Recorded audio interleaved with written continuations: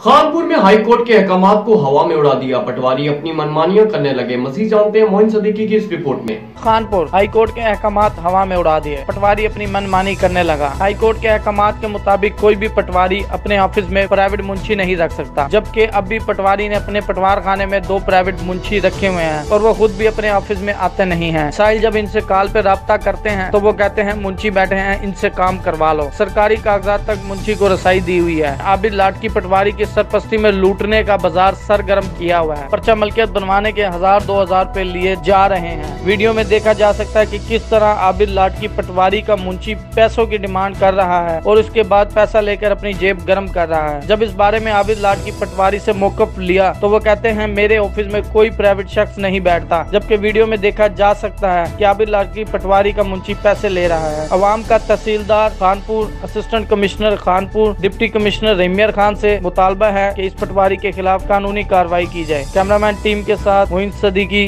Raj news, Khanpur.